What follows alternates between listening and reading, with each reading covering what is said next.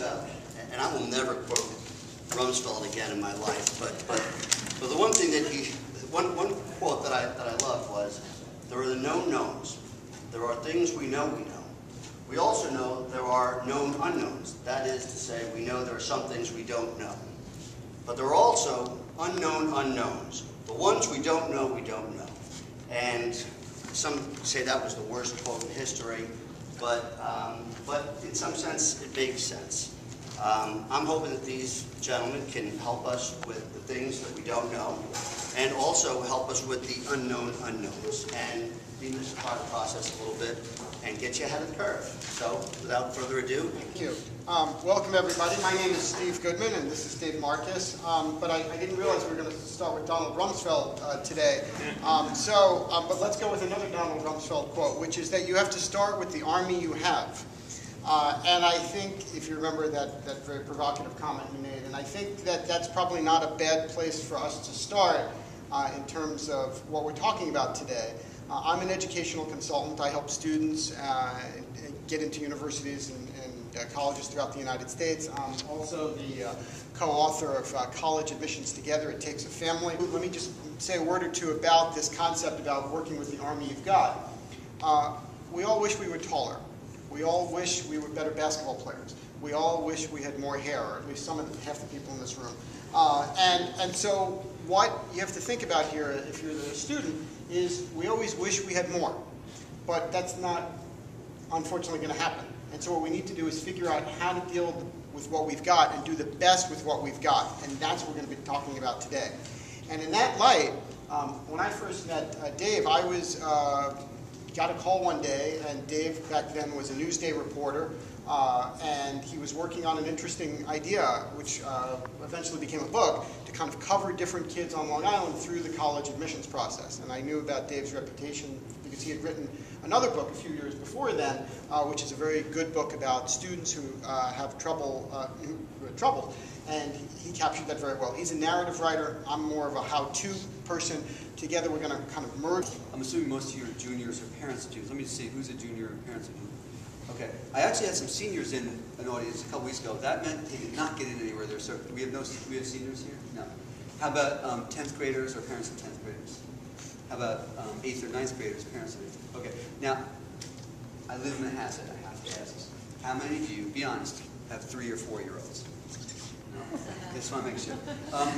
I want to reassure you. Rob said it's true, statistically, it's very tough to get into some schools like Brown. And what you should know if you're a kid is that if you don't get into Brown or Harvard, NYU, or Wesleyan, your life is basically over. I mean, it sucks. So don't worry. Now, should it give you a leg up? Is it fair? Is it just? I mean, we can debate that with Aristotle all day. But really, again, you have to decide: is the purpose of this to get in, which is fine, or is the purpose of this to use the process to discover who you are as a person? And that's fine too, but you really need to think through this, and sometimes people have disparate ideas. Or you may say, my objective is to be near my grandmother. My grandmother lives in California, I want to go to California. Or my objective may be, I want to go to a school that has a great sports team. You may want to go to a school that has warm weather, cold weather, is near skiing. I mean, these are all factors that are very fair things to consider, but only you can consider what those are. The best you can do is to get the admissions officer to understand that you're serious about what it is that you're doing, that you're accomplished at that, and that you've done it for a sustained period of time. So what you want to try to do is do the best you can to craft a statement and craft statements around your strength. Take those strengths and run with those in a way that defines who you are and that pulls in your intellectual curiosity, pulls in your academic aptitude, pulls in your emotional maturity all together. Now, I realize that's a tall order. There's supplemental essays. You can't do 28 apps really well unless mom and dad are really writing them, and they can see through that too. We can talk about that. I thought that was a lot. And then I went to JFK, Belmore. There's nobody here from there, right? And the guidance counselor there told me, Eileen Connolly, she said, well, I was walking past the desk of one of my fellow counselors, and I saw the huge stack with the name Tyler on it. And I saw Tyler in the hall. She said, Tyler, how many schools did you apply to? And Tyler said, well, I applied to 14. and my mom applied to 18 more. So that was his rule. He applied to 32 schools, and I thought that was sick because Long Island. Of the way, the total package. That was your choice as a person.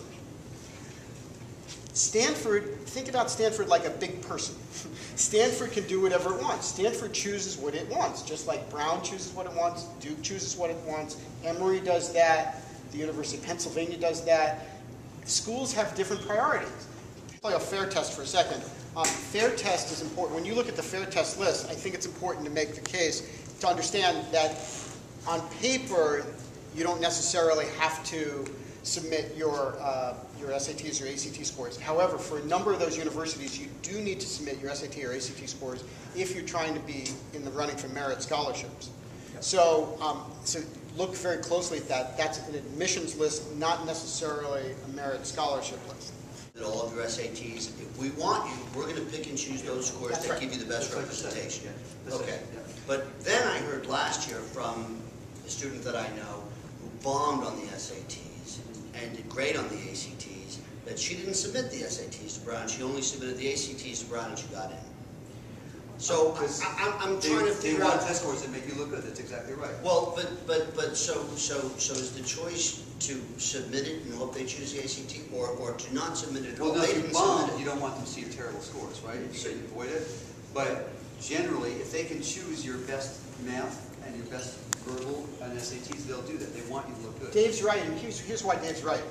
Dave is right because the university is trying to improve their U.S. News ranking. Right. Right. And so by taking a higher score, the university looks better. And so they can choose to overlook the lower score, or behind the closed doors, they can say, well, I'm not really interested in that, or, you know, you obviously can't do the work, so therefore I don't want you at the school. Okay. There's all kinds of insight. I mean, I can tell you why Fair Test is also playing to the U.S. News thing, too.